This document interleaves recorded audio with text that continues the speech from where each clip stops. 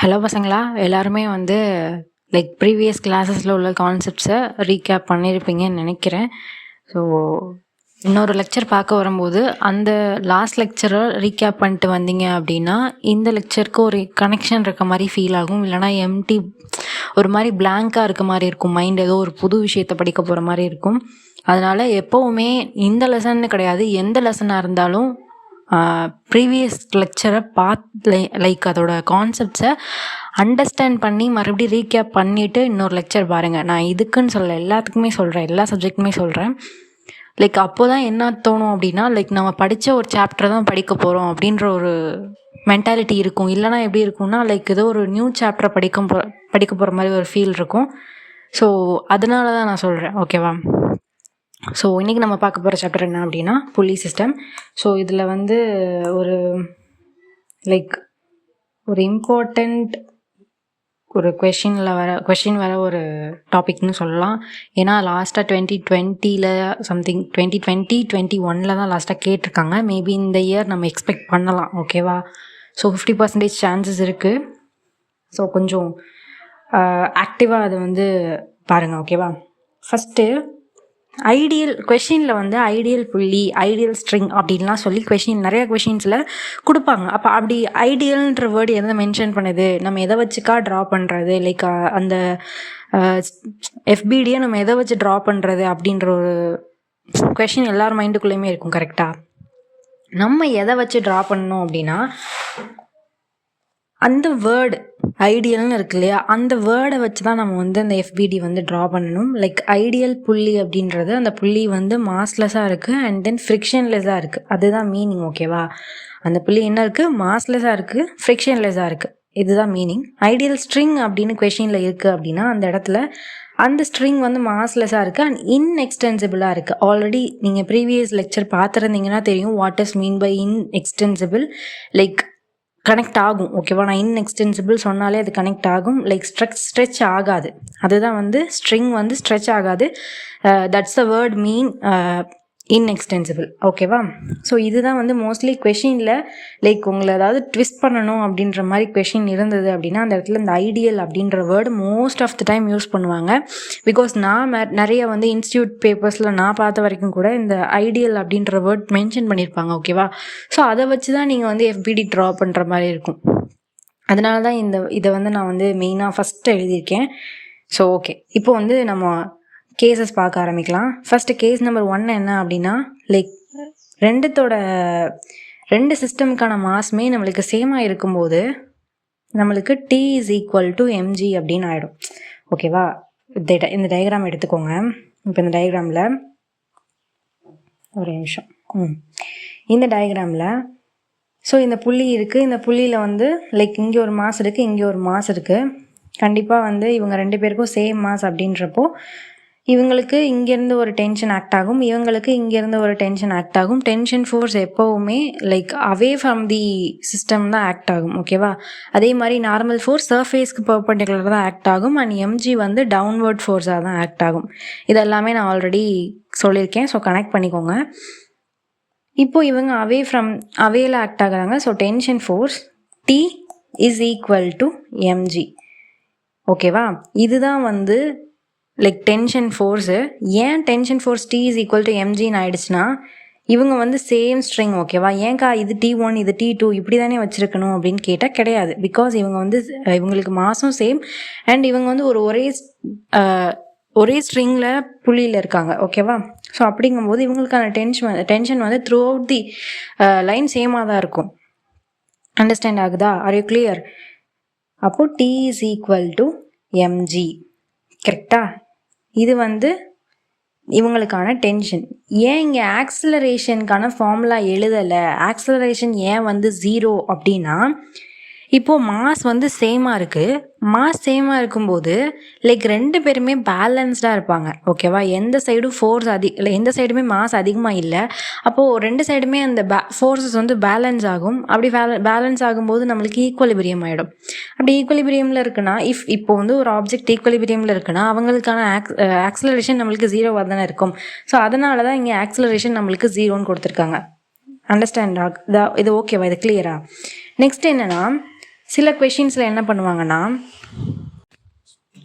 So point of pulley அப்படின்னு சொல்லிட்டு like what is the suspension of, இல்லை எந்த point suspension of point of pulley அப்படின்னு சொல்லி கூட சில கொஷின்ஸ்லாம் நான் பார்த்துருக்கேன். ஓகேவா, லைக் நான் வந்து சில கொஷின் சால்வ் பண்ணும்போது suspension of point of pulley அப்படின்னு சொல்லிட்டு கேட்பாங்க.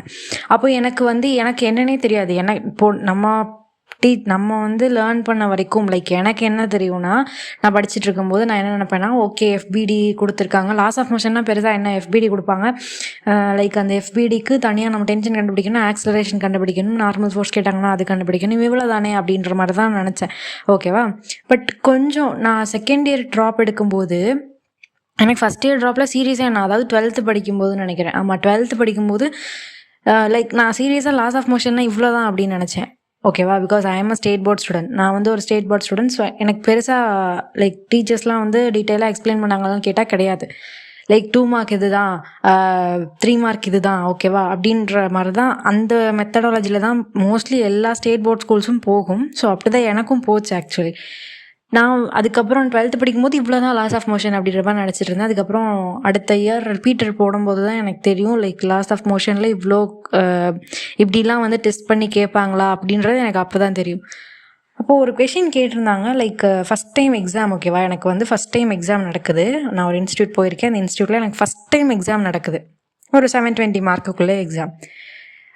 அதில் லாஸ் ஆஃப் மோஷன் ரிலேட்டடாக கேட்குறாங்க. நான் வந்து எனக்கு எஃபிடியில் உள்ள எல்லா கொஷினுக்குமே நான் ஆன்சர் பண்ணிட்டேன். பட் எனக்கு இந்த புள்ளி ரிலேட்டட் ப்ராப்ளமில் எனக்கு சஸ்பென்ஷன் ஆஃப் பாயிண்ட் ஆஃப் புள்ளின்னு சொல்லிட்டு லைக் எனக்கு நல்லா ஞாபகம் இருக்க ஒரு கொஷின் கேட்டிருந்தாங்க. எனக்கு தெரியல அதுக்கு என்ன ஆன்சர் அப்படின்னு சொல்லிட்டு தெரில. பட் என் கூட இருக்க ஃப்ரெண்ட்ஸ் எல்லாருமே சிபிஎஸ்சி ஸ்டூடெண்ட்ஸ். ஸோ அவங்கெல்லாம் வந்து டிஸ்கஸ் பண்ணிகிட்டு இருக்கும்போது லைக் சொல்கிறாங்க, ஓகே அந்த கொஷின் அவ்வளோ ஈஸியாக இருந்துச்சுல அப்படின்னு. லைக் எந்த கொஷின், இந்த சஸ்பென்ஷன் ஆஃப் பாயிண்ட் ஆஃப் புள்ளி. எனக்கு தெரியாதுல்ல, அந்த டாப்பிக்கே எனக்கு தெரியாது. ஸோ அப்படி சொல்லும்போது எங்கள் இன்ஸ்டியூட்டில் நடத்தும் போது அதை சொல்லவும் இல்லை, அந்த ஒரு லைனே எங்களுக்கு மென்ஷன் பண்ணலை. பட் ஆனால் கொஷினில் கேட்டிருக்காங்க. ஆனால் அதை பற்றி கான்செப்ட்ஸ் நடத்தவே இல்லை, அந்த கான்செப்ட்ஸை எடுக்கவே இல்லை, அப்படி ஒரு வேர்டே எடுக்கல. அப்போ எனக்கு தெரியாதுல்ல. ஆனால் சிபிஎஸ்சி ஸ்டூடெண்ட்ஸ்க்கு அது தெரியுமா, லைக் அவங்களுக்கு வந்து அது ரிலேட்டடாக அவங்க ஸ்கூல் படிக்கும் போது எடுத்தாங்களா என்னென்னு எனக்கு தெரியாது. பட் அவங்களாம் ரொம்ப ஈஸி அப்படின்னு சொல்லிட்டு செம்மையாக ஈஸியாக இருந்துச்சு அந்த கொஷின். ஆனால் பார்த்தோன்னே ஈஸியாக இருந்துச்சுல, எனக்கு அது ரொம்ப பிடிச்சிருந்துச்சி அப்படின்ற மாதிரிலாம் பேசிகிட்டு இருக்கும்போது எனக்கு அந்த லைனே தெரியாதேடா, நீங்கள் இவ்வளோ பேசுகிறீங்களே அதை பற்றி அப்படின்ற மாதிரி இருந்தது. அப்போ கொஞ்சம் ஒரு மாதிரி கஷ்டமாக இருந்தது. லைக் ஸ்டேட் போர்ட் ஸ்டூடெண்ட்டாக இருந்து நீட் கிராக் பண்ணுறது அப்படின்றது பெரிய விஷயம். லைக் சிபிஎஸ்சி ஸ்டூடெண்ட்ஸ்க்கும் சில டிஃபிகல்ட்டிஸ் இருக்கலாம், நான் அதை மீன் பண்ணல. பட் பொதுவாக சொல்கிறேன், ஸ்டேட் போர்ட் ஸ்டூடெண்ட்ஸ் அப்படிங்கும்போது அந்த டிஃபிகல்ட்டி இன்னுமே கொஞ்சம் அதிகம். அதுக்கேற்ற மாதிரி நீங்கள் எஃபர்ட்ஸ் போடுங்க. ஓகேவா, லைக் எல்லாருனாலையும் முடியும், நான் அதை இல்லைன்னு சொல்லலை. நீட் அப்படின்றது இட்ஸ் பேஸ்ட் ஆன் கான்செப்ட்ஸ். நீ அண்டர்ஸ்டாண்ட் பண்ணிக்கிறியா, அந்த நியூமெரிக்கல்ஸ் உன்னால் சால்வ் பண்ண முடியும். சரியா, நான் இது எதுக்கு சொல்ல வந்தேன், இந்த வேர்டு லைக் மோஸ்ட்லி நிறையா இதில் இந்த சொல்ல மாட்டாங்க, இந்த பாயிண்ட் ஆஃப் புள்ளி இது சொல்ல மாட்டாங்க. Reaction of point of pulley அப்படின்னு ஏதாவது ஒரு கேட்டாங்க, இல்லை suspension of point of pulley அப்படின்னு சொல்லிட்டு கேட்டாங்கன்னா லைக் மாசஸ் ஈக்குவலாக இருக்கும்போது அவங்களுக்கான ஃபார்முலா என்ன, 2T. அப்போ 2mg. இப்போ புரியுதா இந்த கொஷின்? அந்த பொண்ணுங்களாம் ஏன் வந்து லைக் என் ஃப்ரெண்ட்ஸ்லாம் ஈஸி அப்படின்னு சொன்னாங்கன்னு. இவ்வளோ தான் கொஷின். மாஸ் ஈக்குவலாக இருக்கும்போது அவங்களுக்கான reaction of suspension of point of புள்ளின்னு சொல்லிட்டு கேட்டிருக்காங்க. அந்த இடத்துல அவங்க 2Tக்கு போட்டு அந்த டென்ஷனுக்கு என்ன வேல்யூ கண்டுபிடிச்சாங்களோ அதை போட்டு ஆன்சர் பண்ணிட்டாங்க. இவ்வளோ தான் கொஷின். அவங்க சொன்னது அது ஈஸி தான். அதுக்கப்புறம் நானும் கான்செப்ட்ஸை படிக்கும்போது தான் எனக்கு தெரியுது, ஆமாம் அந்த கொஷின் ஈஸி தான் அப்படின்றது. ஓகே, நெக்ஸ்ட்டு வந்து கேஸ் நம்பர் 2 பாருங்கள். இப்போ M1 வந்து கிரேட்டராக இருக்குது. ஓகேவா, M1 கிரேட்டராக இருக்குது அப்படின்றப்போ அவங்களுக்கான சிஸ்டம் எப்படி இருக்கு பாருங்களேன். இப்போ ஒரு சைடு அதிகமாக இருக்குன்னா வெயிட் எந்த சைடு அதிகமாக இருக்கோ அந்த சைடு தான் அது இழுக்கும். கரெக்டாக, அந்த சைடு தானே இழுக்கும். அப்போது செகண்ட் வெயிட் வந்து நம்மளுக்கு மேலே போகும், ஃபஸ்ட்டு வெயிட் நம்மளுக்கு கீழே வரும். கிளியராக இருக்கும்னு நினைக்கிறேன். லைக் இவங்களுக்கு தான் வெயிட் அதிகம்னா இப்போ இவங்க வந்து மேலே போவாங்க, இப்படி தானே இருக்கும். இவங்க மேலே போவாங்க, இவங்க கீழே வருவாங்க, ஏன்னா இவங்களுக்கு வெயிட் அதிகம். ஸோ இதுதான் வந்து இந்த செகண்ட் கேஸ். ஸோ அந்த செகண்ட் கேஸில் ஒவ்வொருத்தவங்களுக்கான எஃபிடி ட்ரா பண்ணிங்க அப்படின்னா அவங்களுக்கான ஃபார்முலாஸ் வரும். இதை நான் ஆல்ரெடி ப்ரீவியஸ் லெக்சர்லேயே நான் டீட்டெயிலாக ஒவ்வொன்றுத்துக்கும் போட்டு ஆக்சிலரேஷன் டென்ஷன்லாம் கண்டுபிடிச்சிருப்பேன். ஸோ அதனால் மறுபடியும் அதை சொல்லணும்னு தேவையில்லைன்னு நினைக்கிறேன். ஓகேவா, இதை வந்து ஆட் பண்ணிங்க அப்படின்னா உங்களுக்கு ஆக்சிலரேஷன் கிடைக்கும். ஆக்சிலரேஷனுக்கு A is equal to m1 minus m2 g divided by m1 plus m2. அதாவது லெக்சர் 3 மட்டும் டைரெக்டாக பார்க்குறீங்க அப்படின்ற ஸ்டூடெண்ட்ஸ் வந்து லைக் பார்த்தீங்க அப்படின்னா ஆல்ரெடி எனக்கு இந்த கான்செப்ட்ஸ்லாம் தெரியும், லைக் இந்த சாப்டர் எனக்கு கொஞ்சம் தரவாக தெரியும் அப்படின்றவங்க டேரெக்டாக லெக்சர் 3 பார்த்தீங்கன்னா ஒன்றும் இல்லை. பட் எனக்கு இந்த சாப்டரே தெரியாதுக்கா அப்படின்றவங்க ப்ளீஸ் தயவு செஞ்சு நான் டிஸ்கிரிப்ஷனில் கூட நான் லெக்சர் 1 லெக்சர் 2 லிங்க் கொடுக்குறேன். லெக்சர் 1 லெக்சர் 2 பார்த்துட்டு லெக்சர் 3க்கு வாங்க. அண்ட் பார்த்துட்டு அந்த கான்செப்ட்ஸையும் ரிவைஸ் பண்ணிவிட்டு வாங்க. திரும்ப நான் சொல்கிறதுக்கான ரீசன், நிறைய பேர் நான் போன லெக்சர்லேயே லெக்சர் 2 மட்டும் பார்த்துட்டு வந்துட்டு லெக்சர் 1 இல்லாத ஒரு கொஷின், லெக்சர் 1 இல்லாத கொஷினை வந்து ஏதோ கேட்டிருந்தாங்கன்னு நினைக்கிறேன். நான் தான் சொன்னேன், நீங்கள் லெக்சர் 1 போய் பாருங்கள், அதுக்கான ஆன்சர் இருக்கும் அப்படின்னு சொல்லியிருந்தேன். ஸோ அதனால தான் நான் திரும்ப சொல்லிகிட்டு இருக்கேன். ஓகேவா? ஓகே, இதுதான் வந்து இதுக்கான ஆக்ஸலரேஷன். நெக்ஸ்ட்டு வந்து அண்ட் இவங்களுக்கான tension 2m1 m2 divided by m1 plus m2 இங்கே g. ஒரே நிமிஷம். Acceleration m1 minus m2 g அப்படின்றப்போ உங்களுக்கான ஐடியா தூக்கி இங்கே சப்ஸ்டியூட் பண்ணணும். Okay, ton. கரெக்டு. டென்ஷன் எப்படி வரும்னு தெரியும்ல. கிடச்சிருக்க ஏவை ஏதாவது ஒரு ஈக்குவேஷனில் சப்ஸ்டியூட் பண்ணால் நம்மளுக்கு டென்ஷன் கிடைக்கும். அப்போ T is equal to 2m1 m2 g divided by m1 plus m2. ஆக்ஸலரேஷனுக்கு m2 minus m1 minus m2 g divided by m1 plus m2. இது வந்து எப்போனா m1 அதிகமாக இருக்கும்போது. அதே மாதிரி at the suspension of point of புள்ளியில் வந்து அதே மாதிரி r is equal to 2t தான். ஏன்னா இது வந்து ஸ்ட்ரிங் வந்து சேம் தான். ஓகேவா? ஸ்ட்ரிங் வந்து எங்கேயுமே உங்களுக்கு சேஞ்ச் ஆகலை, அதே புள்ளியில் தான் இருக்குது. ஸோ 2t அப்படின்றப்போ டீக்கான வேல்யூ இங்கே போட்டிங்கன்னா 4m1 m2 g divided by m1 plus m2. Case 2 புரிஞ்சுதா? ஃபஸ்ட்டு கேஸ் 1 நான் திரும்ப சொல்கிறேன். மாசஸ் சேமாக இருக்கும்போது அந்த இடத்துல ஆக்ஸலரேஷன் 0வாக இருக்கும். T is equal to mg. அப்போ பாயிண்ட் ஆஃப் புள்ளியில் r is equal to 2t. அப்போ 2tக்கான வேல்யூ mg. அப்போ 2mg. இது reaction of suspension of point of புள்ளிக்கான ஃபார்முலா. ஓகேவா? நெக்ஸ்ட்டு கேஸ் நம்பர் 2ல் இஃப் m1 உங்களுக்கு அதிகமாக இருக்குது, மாஸ் வந்து m1ல் அதிகமாக இருக்குது அப்படின்றப்போ அந்த இடத்துல உங்களுக்கு ஆக்ஸலரேஷனுக்கான வேல்யூ லைக் நீங்களே என் கூட சேர்ந்து அந்த இதை சொல்ல ட்ரை பண்ணுங்க. ஓகேவா? ஏன்னா ஒவ்வொரு தடவை எக்ஸாமில் உட்காந்து உங்களால் ஆட் பண்ணி அப்புறம் அந்த வேல்யூ எடுத்து அந்த ஈக்குவேஷன் 1ல் சப்ஸ்டியூட் பண்ணி பாசிபிள் இல்லைல்ல. ஸோ அதனால தான் சொல்கிறேன், என்னோட சொல்ல ட்ரை பண்ணுங்கள். A is equal to m1 minus m2 g divided by m1 plus m2. இது வந்து ஆக்ஸலரேஷனுக்கான ஃபார்முலா. இப்போது டென்ஷனுக்கான formula T is equal to 2m1 m2 divided by m1 plus m2 g. So இது டென்ஷனுக்கான formula. Okay, next suspension of பாயிண்ட்டுக்கு நம்மளுக்கு r is equal to 2t. டீங்கிற இடத்துல அதுக்கான value போட்டிங்கன்னா 4m1 m2 g divided by m1 plus m2. எல்லாத்துலேயுமே கீழே like டினாமினேட்டரில் m1 plus m2 தான் இருக்குது. மேலே உள்ளது நியூமரேட்டர் தான் நம்மளுக்கு சேஞ்ச் ஆகுது. ஸோ அந்த மேலே உள்ள நியூமரேட்டரை மட்டும் ஞாபகம் வச்சுக்கோங்க. அண்ட் எல்லாமே வந்து ப்ராடக்ட் ஆஃப் g தான். எதாக இருந்தாலும் ஜியோட தான் மல்டிபிள் ஆகுது. ஸோ அதையுமே மைண்டில் வச்சுக்கோங்க. ஓகேவா? ஓகே, இது கேஸ் நம்பர் 2 பார்த்தாச்சு. நெக்ஸ்ட்டு கேஸ் நம்பர் 3ல் லைக் ஒரு டேபிளில் ஒரு பாக்ஸ் இருக்குன்னு வச்சுக்கோங்க. அந்த பாக்ஸ் ஒரு புள்ளியில் கனெக்ட் ஆகி அதுலேருந்து ஒரு மாஸ் வந்து நம்மளுக்கு கீழே ஹேங் ஆகிட்டுருக்கு. ஓகேவா? ஸோ இப்போது லைக் எப்படி இருக்கும்? இப்படி போகிற மாதிரி தானே இருக்கும். லைக் இவங்க வந்து மூவ் ஆகி இப்படி போகிற மாதிரி தானே வரும். இப்போ ஆக்ஸலரேஷன் இந்த சைடு போகிறாங்க. இவங்களுக்கு அவையில் தான் நம்மளுக்கு டென்ஷன் ஃபோர்ஸ் ஆக்ட் ஆகும். அண்ட் டென்ஷன் ஃபோர்ஸ் இங்கே ஆக்ட் ஆகியிருக்காங்க. இங்கேயும் இவங்களுக்கு அவையில் டென்ஷன் ஃபோர்ஸ் ஆக்ட் ஆகிருக்கு. இவங்க கீழே தான் டவுன் ஆவாங்க. கரெக்டாக? ஏன்னா இப்படி தான் டேபிளில் இருக்க ஒரு விஷயம் கீழே அப்படி புள்ளி சிஸ்டமில் கீழே ஹேங் ஆகிருக்கு. இங்கே ஒரு ஹரிசாண்டலாக இங்கே இருக்குது. அண்ட் இன்னொரு ஆப்ஜெக்ட் வந்து நம்மளுக்கு ஹேங் ஆகிருக்கு. அப்போ இவங்க வந்து கீழே தான் ஆக்ஸலரேஷன் இருக்கும், இவங்களுக்கான ஆக்ஸலரேஷன். அண்ட் அதே மாதிரி ஒவ்வொருத்தவங்களுக்கான FBD எடுத்து ட்ரா பண்ணிங்கன்னா அவங்களுக்கான ஈக்குவேஷன் கிடைக்கும் அண்ட் அவங்களுக்கான ஆக்ஸலரேஷன் கிடைக்கும். A is equal to m2g divided by A is equal to m2g divided by m1 plus m2. ஓகேவா? இது வந்து இவங்களுக்கான ஆக்ஸலரேஷன். எல்லாமே வந்து கீழே m1 plus m2 தான் வரும். அண்ட் எல்லாருக்குமே நியூமரேட்டரில் ப்ராடக்ட் ஆஃப் ஜீன் தான் வரும். கரெக்டாக? அண்ட் நெக்ஸ்ட்டு இவங்களுக்கான டென்ஷன் அப்படின்னு பார்க்கும்போது m1 plus m2 divided by m1 into m2 divided by m1 plus m2 product of g. Suspension பாயிண்ட்டுக்கு r is equal to √2t. இப்போ இந்த இடத்துல டீயோட வேல்யூ எடுத்து சப்ஸ்டியூட் பண்ணிக்கோங்க. ஓகேவா? சஸ்பென்ஷன் பாயிண்ட் இது மோஸ்ட்லி இந்த கொஷனில் கேட்குறதுக்கு ரேரு, இந்த கேஸில் கேட்குறதுக்கு rare. So r is equal to √2t. எல்லாத்துலேயுமே இது வரைக்கும் 2t தான் பார்த்துருந்தோம். இப்போது 2t இவ்வளோதான். ஓகேவா? ஓகே, இப்போ நான் ஃபஸ்ட்டு கேஸ்லேருந்து சொல்கிறேன். திரும்ப சொல்கிறதுக்கான ரீசன் அது உங்கள் லைக் உங்களுக்கு வந்து அது மைண்டில் வந்து பதியணும் அப்படின்றதுக்காக தான். ஓகேவா? கேஸ் நம்பர் 1ல் என்ன பார்த்தோம்? மாஸ் சேமாக இருக்கும்போது அவங்களுக்கான ஆக்ஸலரேஷன், கரெக்டாக? அவங்களுக்கான ஆக்ஸலரேஷன் அங்கே 0வாக இருக்கும். அண்ட் அவங்களுக்கான டென்ஷன் நம்மளுக்கு mg. ஓகேவா? r is equal to 2t is equal to 2mg. இது reaction of point of pulley. Next இதை பார்க்காதீங்க, இதை மறந்துடுங்க. கேஸ் நம்பர் 2ல் அவங்களுக்கான ஆக்ஸலரேஷன் இப்போ உங்கள் மைண்டில் என்ன இருக்கோ அதை மட்டும் வச்சு சொல்லுங்கள். m1 மைனஸ் m2, கீழே எப்போவுமே டினாமினேட்டரில் நம்மளுக்கு m1 + m2 தான் வரும். அண்ட் ப்ராடக்ட் ஆஃப் g தான் நியூமரேட்டரில் வரும். இது acceleration. டென்ஷனுக்கு t is equal to அதே மாதிரி நம்மளுக்கு கீழே m1 + m2 தான் வரும். அண்ட் இங்கேயுமே நம்மளுக்கு ப்ராடக்ட் ஆஃப் g தான் வரும். இங்கேயுமே நம்மளுக்கு ப்ராடக்ட் ஆஃப் g தான் வரும், கரெக்டாக? அண்ட் அதே மாதிரி இங்கே m1 × m2.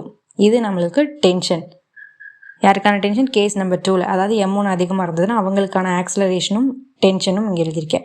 அண்ட் இவங்களுக்கான பாயிண்ட் ஆஃப் சஸ்பென்ஷன் அப்படின்னு பார்க்கும்போது r is equal to 2t. அப்போ 2 × t-க்கான value 2m1 m2 divided by m1 + m2 into g. அப்போது 4m1 m2 g divided by m1 + m2. கரெக்டாக? Case number 2 done. Case number 3ல் இவங்களுக்கான acceleration எப்போவுமே acceleration கீழே divided by டினாமினேட்டரில் m1 + m2 அண்ட் மேலே நியூமரேட்டரில் ப்ராடக்ட் ஆஃப் g அண்ட் இங்கே ஆக்ஸலரேஷன் m2. அதே மாதிரி இவங்களுக்கான டென்ஷனில் கீழே எப்போவுமே டினாமினேட்டரில் m1 + m2 அண்ட் மேலே ப்ராடக்ட் ஆஃப் g அண்ட் இங்கே m1 × m2 அண்ட் இவங்களுக்கான reaction of suspension of point of புள்ளியில் 2√2t. ஸோ இதுதான் வந்து இது வரைக்கும் உள்ள acceleration, tension, reaction of point of suspension of pull. ஓகேவா? நெக்ஸ்ட்டு கேஸ் நம்பர் 4 பாருங்கள். லைக் சென்டரில் ஒரு மாஸ் இருக்குது. அந்த 2 மாஸ்க்கும் இந்த இடத்துல ஒரு புள்ளி இருக்குது, இந்த இடத்துல ஒரு புள்ளி இருக்குது. இவங்க ரெண்டு பேர்கிட்டையுமே ஒரு ஆப்ஜெக்ட் வந்து ஹேங் ஆகிட்டு இருக்கு, கரெக்டாக? ஓகே, ஸோ இந்த 2 இதில் வந்து நம்மளுக்கு கனெக்ட் ஆகிருக்கு. இந்த இடத்துலையுமே நம்மளுக்கு m1 > m2 தான். இப்போ இவங்களுக்கான தனியாக FBD எடுத்து 3 பேருக்கும் வந்து ட்ரா பண்ணிங்க அப்படின்னா இவங்களுக்கான ஈக்குவேஷன்ஸ் கிடைக்கும். அண்ட் இவங்களுக்கான ஆக்ஸலரேஷன் என்ன அப்படின்னா a is equal to m1 - m2. நம்ம வந்து கேஸ் நம்பர் 2ல் பார்த்தோம்ல, அதே தான் மேலே நியூமரேட்டரில் அண்ட் ப்ராடக்ட் ஆஃப் g. இங்கே அதே மாதிரி டினாமினேட்டரில் m1 + m2.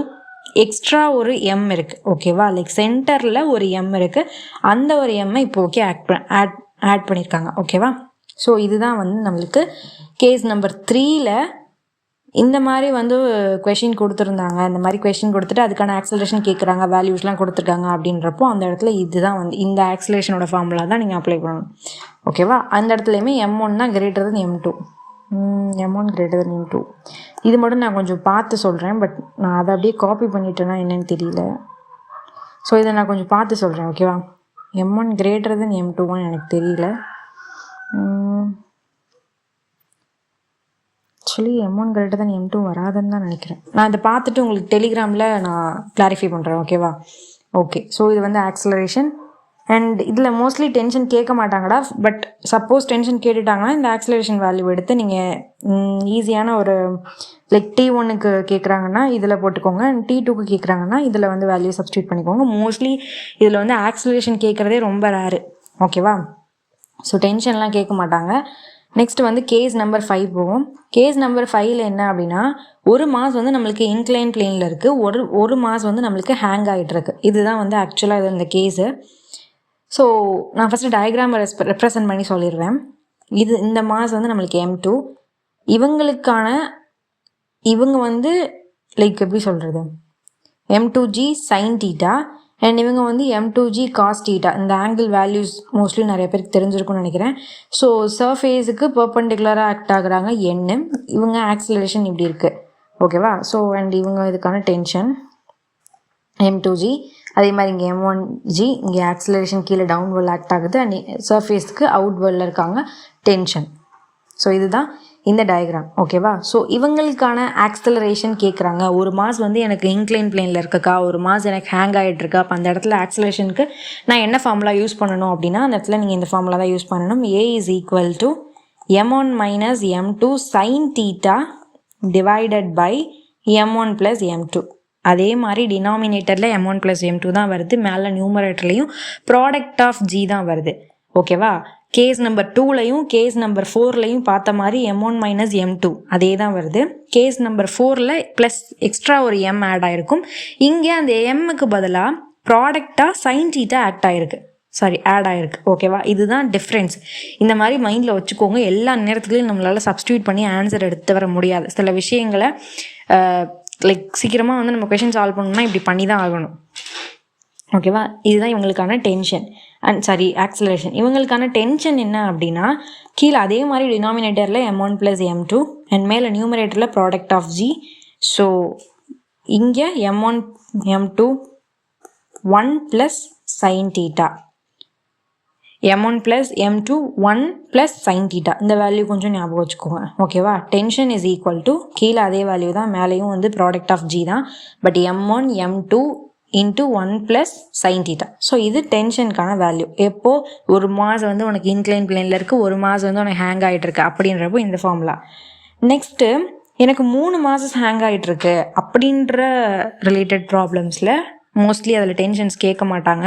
நான் இதுக்கு வந்து FBD ட்ரா பண்ணல, லைக் சப்ஸ்டியூட் பண்ணி உங்களுக்கு நான் காட்டலை. ஓகேவா? இதெல்லாம் ரொம்ப ரேர் கொஷின்ஸ். சரியா? சப்போஸ் கேட்கலாம், கொஷினை வந்து டிஃபிகல்ட் ஆக்கணும் அப்படின்ற அந்த இதில் உங்களுக்கு இது கேட்கலாம். ஸோ அதுக்காக தான் ஆக்சிலரேஷன் இஸ் ஈக்குவல் டு, இங்கே அதே மாதிரி எல்லா ஃபோர்ஸஸையும் எழுதியிருக்காங்க. பொதுவாகவே நான் ஆக்சிலரேஷன்னா என்ன சொல்லியிருந்தேன் அப்படின்னா, F net divided by total mass அப்படின்னு தானே சொல்லியிருந்தேன். கரெக்டாக? F net divided by total mass அப்படின்னு சொல்லி தான் நான் சொல்லியிருந்தேன். இப்போ இதே யூஸ் பண்ணுங்கள். பட் அப்படி கரெக்டாக யூஸ் பண்ண முடியாது, ஏன்னா ஃபோர்ஸை வந்து இங்கே யூஸ் பண்ணணும். பட் அப்படி யூஸ் பண்ண முடியாது. But actual formula A is equal to F divided by total mass தானே. அந்த டோட்டல் மாஸை எப்போவுமே கீழே எழுதிக்கோங்க. அதை மெமரைஸ் பண்ணுறதுக்காக தான் இந்த விஷயத்த நான் சொல்கிறேன். பட் இது உங்களுக்கு மிஸ்கன்செப்ஷன் ஆனால் இது வேண்டாம். ஓகேவா? ஜஸ்ட் ஞாபகம் வச்சுக்கிறதுக்காக சொல்கிறேன். A is equal to m1 plus m2 plus m3 and எப்போதும் போல் ப்ராடக்ட் ஆஃப் g தான் இருக்குது. இந்த இடத்துல m2 ப்ளஸ் m3 இவங்க 2 பேரும் ப்ளஸ் அண்ட் இவங்க வந்து மைனஸ், m3 மைனஸ் m1. கரெக்டாக? ஸோ இது வந்து இவங்களுக்கான ஆக்சிலரேஷன். இப்போ நான் டயக்ராம் வச்சு சொன்னல, இதே மாதிரி கூட எல்லா ஃபார்முலாவுக்கும் ரிலேட் பண்ணிக்கோங்க. இப்போ இவங்க 2 பேரும் வந்து ஒரே பிளேனில் இருக்காங்க, லைக் ஒரே லைக் புள்ளியில் இருக்கிறதுனால, லைக் ஸ்ட்ரிங்கில் இருக்கிறதுனால ப்ளஸ்ஸு, இந்த சைடு இவங்க மைனஸ், அதனால் m2 plus m3 minus m1 அப்படின்ற மாதிரி இருக்குது. இதே மாதிரியே நீங்கள் எல்லாத்துக்கும் கூட ரிலேட் பண்ணிக்கோங்க. ஓகேவா? இங்கே அப்படி பண்ண முடியாது. இங்கே வந்து m1 இவங்க மைனஸில் இருக்காங்க, அப்போ m1 minus m2 sine theta. கரெக்டாக? m1 minus m2 sine theta.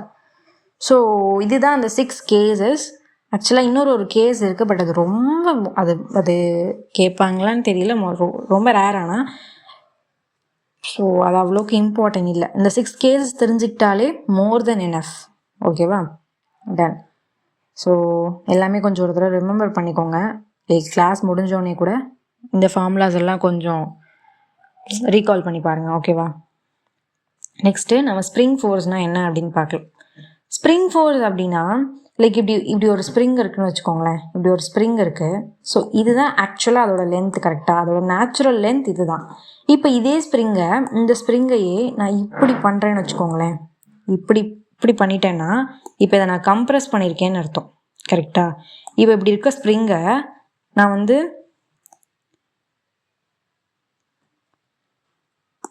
இப்படி பண்ணியிருக்கேன் அப்படின்னா இதை வந்து நான் எலாங்கேட் பண்ணியிருக்கேன்னு அர்த்தம். கரெக்டா? டிஃப்ரென்ஸ் புரியுதா? இது வந்து இதுதான் வந்து ஒரு ஸ்ப்ரிங். ஓகேவா? இந்த ஸ்ப்ரிங்கை நான் கம்ப்ரெஸ் பண்ணுறேன் அப்படின்னா அது இப்படி. நான் இப்படி பண்ணுறேன் எலாங்கேட் அப்படின்னா நான் இப்போ இந்த இடத்துல என்ன பண்ணியிருக்கேன், எலாங்கேட் பண்ணியிருக்கேன் அப்படின்ற மாதிரி மீன். ஓகே, நெக்ஸ்ட்டு வந்து ஹூக்ஸ்லாம் என்னென்னு பார்க்கலாம். ஹூக்ஸ்லாம் அப்படின்றது என்னென்னா, இப்போ அந்த ரிஸ்டோர் ஆகுதுல்ல அந்த ஃபோர்ஸ் எதுக்கு டைரெக்ட்லி ப்ரொபோஷனலாக இருக்கும் அப்படின்னா, இந்த சேஞ்ச் ஆகுது இல்லையா லென்த்து. இப்போ கம்ப்ரெஸ் பண்ணும்போது ஒரு லென்த் வருது, எலாங்கேட் பண்ணும்போது ஒரு லென்த் இருக்கும். ஸோ அதுக்கு டைரெக்ட்லி ப்ரொபோஷனலாக இருக்குது அப்படின்ற மாதிரி சொல்கிறாங்க. ஓகேவா? ஸோ இதுதான் வந்து ஹூக்ஸ்லாம். F is equal to minus kx. Next இதில் என்ன ஒரு விஷயம் அப்படின்னா, ஃபோர்ஸ் வெர்சஸ் எக்ஸ்கிராஃபு, அதாவது restoring force versus change in length. அது ரிலேட்டடான கிராஃபு. அதில் உங்களுக்கு ஸ்லோப் யாராக இருப்பாங்க அப்படின்னா கேயாக தான் இருப்பாங்க. ஓகேவா?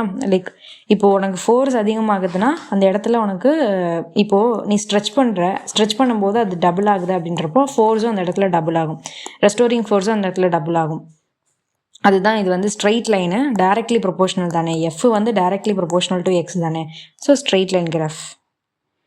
அண்ட் புல்லி ஸ்ப்ரிங் சிஸ்டம், இது ரிலேட்டடாகவும் கொஷின்ஸ் கேட்கலாம். ஓகேவா?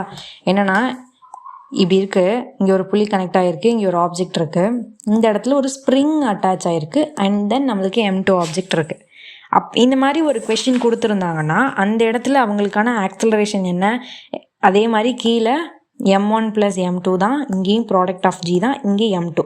ஆல்ரெடி இதே மாதிரி நம்ம ஒரு கேஸ் பார்த்தோம். நான் ஒரு நிமிஷம் நான் காட்டுறேன். M2 மட்டும் இருக்கும். இது ஒர்க்கு பாருங்கள். ஆக்சுவலாக இப்போ அந்த கொஷினும் அதே மாதிரி தானே. இந்த இடத்துல என்ன பண்ணியிருக்காங்க, எக்ஸ்ட்ரா ஒரு ஸ்ப்ரிங் ஆட் பண்ணியிருக்காங்க, இவ்வளோ தான் டிஃப்ரென்ஸு. ஆக்சலரேஷன் அதே தான், டென்ஷன் மட்டும்தான் வேரி ஆகும்னு நினைக்கிறேன். டென்ஷன் நம்மளுக்கு சேஞ்ச் ஆகிருக்கு பிகாஸ் டென்ஷன் ஃபோர்ஸ். ஓகேவா? டென்ஷன் வந்து ஃபோர்ஸு.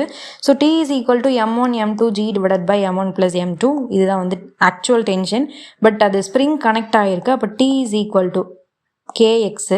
ஸோ இப்போ எக்ஸ் அந்த சைடு வச்சுட்டு T / K அப்படின்னு போட்டிங்கன்னா இப்போ Tக்கான வேல்யூ இங்கே சப்ஸ்டியூட் பண்ணி எக்ஸ்ட்ரா இங்கே K ஆட் ஆகும். ஸோ இதுதான் வந்து புல்லி ஸ்ப்ரிங் சிஸ்டம். ஓகேவா? இதுவும் அண்டர்ஸ்டாண்ட் ஆகிருக்கும்னு நினைக்கிறேன்.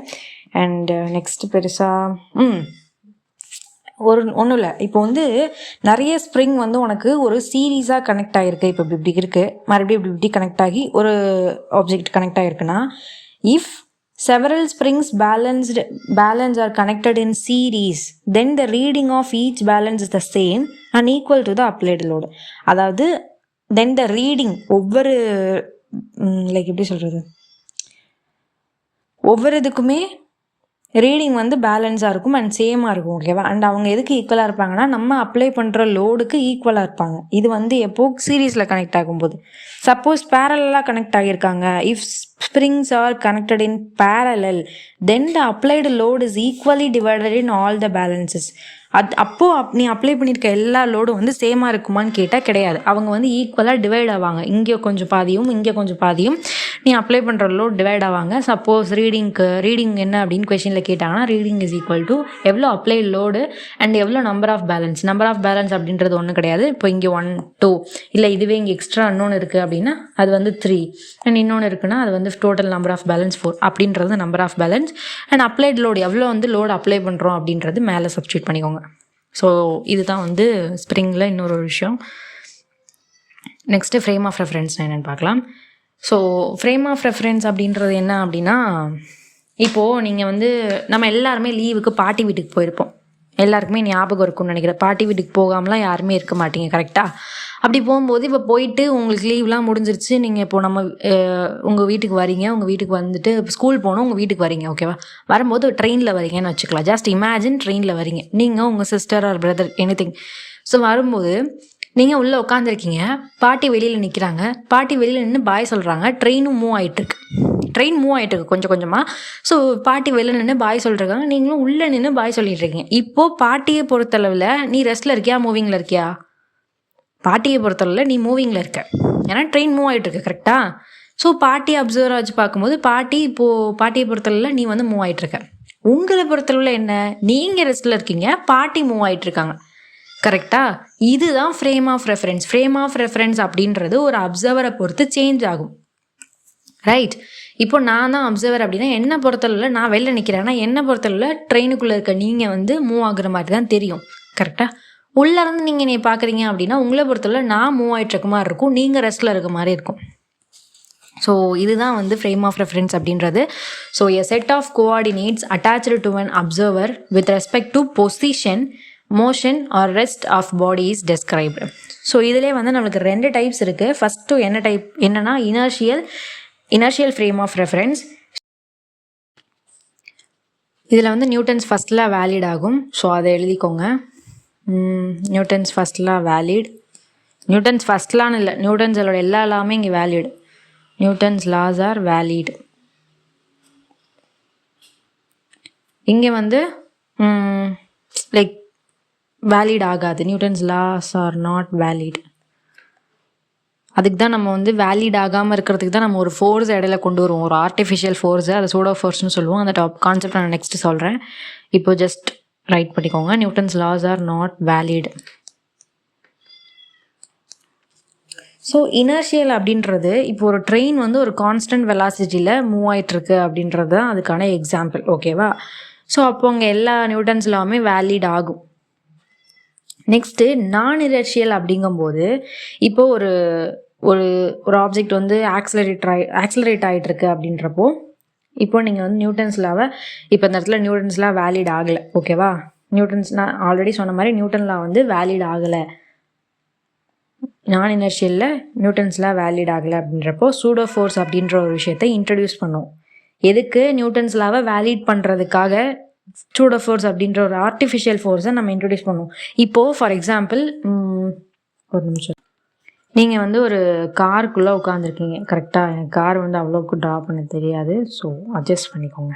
என்னை பொறுத்தவரை இதான் கார், எல்லாரை பொறுத்தவரை இதான் கார்னு நினைக்கிறேன் நிறைய பேருக்கு. ஓகே, ஸோ அந்த காரில் வந்து நீங்கள் உட்காந்துருக்கீங்கன்னு வச்சுக்கோங்களேன். உள்ளே வந்து நீங்கள் உட்காந்துருக்கீங்க. இப்போது டிரைவர் வந்து சடனாக என்ன பண்ணுறாங்க அப்படின்னா வண்டி எடுக்கிறாங்க. அதாவது வண்டி ரெஸ்ட்டில் இருக்குது, சடனாக டிரைவர் வண்டி எடுக்கிறாங்க, ஃபுல் ஆக்சிலரேட் பண்ணி வண்டி எடுக்கிறாங்க. அப்படின்றப்போ நீ கொஞ்சம் பின்னாடி வந்து விழுற மாதிரி ஃபீல் பண்ணுவீங்க. கரெக்டாக? எதனால்? டிரைவர் உங்களை டச் பண்ணல, உங்களை யாரும் பிடிச்சி பின்னாடி இழுக்கல. பட் எதனால் உங்களுக்கு நீங்கள் அப்படி கீழே விழுகிறீங்க? உங்கள் மேலே யாராவது ஃபோர்ஸ் பண்ணி உங்களை பின்னாடி தள்ளுறாங்களா? கிடையாதுல்ல. இல்லைனா இந்த ஃபோர்ஸ் எங்கேருந்து வந்துச்சு? அப்போ ஏன் பின்னாடி போகிறீங்க? எங்கேருந்து வந்தது? அந்த ஃபோர்ஸு தான் சூடோ ஃபோர்ஸ். சரியா? இப்போது நீ யாரும் பிடிச்சி இழுக்கல, அந்த அந்த ஃபோர்ஸ் எங்கேருந்து வந்ததுனே தெரியாது, ஆனால் அந்த ஃபோர்ஸ் தான் சூடோ ஃபோர்ஸ். கரெக்டாக? So Newton's law inertial frame of ரெஃபரன்ஸில் மட்டும்தான் நம்மளுக்கு வேலிட் ஆணுச்சு. பட் ரியல் லைஃப்பில் அந்த கார் ஆக்சிலரேட் ஆகிறது, லிஃப்ட்டு மூவ் ஆகிறது, இது எல்லாமே non inertial frame of reference தான். ஸோ எல்லாத்துலேயும் நியூட்டன்ஸ் லா ஃபெயில் ஆகக்கூடாதுன்றதுக்காக ஒரு ஆர்டிஃபிஷியல் ஃபோர்ஸை இன்ட்ரடியூஸ் பண்ணுறாங்க. அதுதான் சூடோ ஃபோர்ஸ். இப்போ சூடோ ஃபோர்ஸை பற்றி நான் சொல்லிட்டேன். நான் இங்கே கொஞ்சம் என்ன டெஃபினேஷன் இருக்குன்னா, okay, a force which appears to act on a body when it is observed from a non-inertial frame of reference. And இது வந்து ஒரு ரியல் ஃபோர்ஸ் கிடையாது. ஓகேவா? இப்போது எஃப் சூடோ இது எழுதிக்கோங்க. F pseudo is equal to minus of MA frame. இந்த minus ஏன் இருக்குன்றது புரியுதில்ல. ஆப்போசிட் டைரெக்ஷனை ரெப்ரசன்ட் பண்ணுறதுனால தான் மைனஸ் இருக்குது. அண்ட் ஃப்ரேம் போகிற டைரெக்ஷனுக்கு ஆப்போசிட்டில் தான் சூடோ ஃபோர்ஸ் போகும். அதுதான் இங்கே ரெப்ரசன்ட் பண்ணியிருக்காங்க அந்த மைனஸ் சைனில். எப்படி? ஃப்ரேம் போகிற டைரெக்ஷனில் அதுக்கு ஆப்போசிட் டைரெக்ஷனில் தான் நம்மளுக்கு சூடோ ஃபோர்ஸ் ஆக்ட் ஆகும். கரெக்டாக? இப்போது எனக்கு லிஃப்ட் இப்படி இருக்கீங்க, இப்போ உள்ளே இருக்கீங்க அப்படின்னா, இப்போ எனக்கு லிஃப்ட் இப்படி ஆக்சிலரேட் ஆகுதுன்னா லைக் சூடோ ஃபோர்ஸ் எனக்கு இப்படி ஆக்சிலரேட் ஆகும் ஆப்போசிட் டைரெக்ஷனில். கிளியராக இருக்கும்னு நினைக்கிறேன். ஓகே, ஸோ இதுதான் வந்து இன்றைக்கான லெக்சர், இன்றைக்கான கிளாஸ். ரொம்ப சின்ன லைக் செக்ஷனாக தான் எடுத்திருக்கேன். ஏன்னா மோஸ்ட்லி இந்த புள்ளி சிஸ்டமில் ரொம்ப ரேர். இந்த இயர் வந்து மேக்ஸிமம் 50% இருக்குது, கேட்கலாம். அதுக்காக தான் கொஷின்ஸ் வந்து நான் தனியாக கொஷின்ஸுக்குன்னு சொல்லிட்டு தனியாக ஒரு செஷன் வைக்கிறேன். ஓகேவா? பிகாஸ் இந்த சாப்டர் வந்து ஒரு ஸ்கோரிங் சாப்டர். அதனால் நான் இதுக்குன்னு இல்லை, எல்லா சாப்டருக்குமே கொஷின் சால்விங் செஷன் வைக்கிறேன். அண்ட் இதுக்கு கொஞ்சம் நிறையா கொஷின் எடுத்துகிட்டு வந்து சால்வ் பண்ணுறேன். நம்ம லெக்சர் நாளையோட கம்ப்ளீட் ஆனதுக்கப்புறம் அண்ட் டே ஆஃப்டர் டுமாரோ நான் வந்து ஒரு கொஷின் சால்விங் செஷன் வைக்கிறேன். அதில் எல்லா ப்ராப்ளம்ஸும் இருக்கும். ஓகேவா? நம்ம லாஸ்ட் இப்போது ஃப்ரிக்ஷன் முறையும் கம்ப்ளீட் பண்ணுவோம் இல்லையா, அது வரைக்கும் எல்லா கொஷின்ஸும் இருக்கும். அண்ட் எல்லாமே நம்ம பொறுமையாக சால்வ் பண்ணலாம். ஓகேவா? ஓகே, எல்லோரும் நல்லா படிங்க, டைம் வேஸ்ட் பண்ணாதீங்க. அண்ட் இன்றைக்கான கிளாஸ் முடிஞ்சதுக்கப்புறமா நோட்ஸ் எழுதிட்டு ரிவைஸ் பண்ணுங்கள். ஓகேவா? தேங்க்யூ.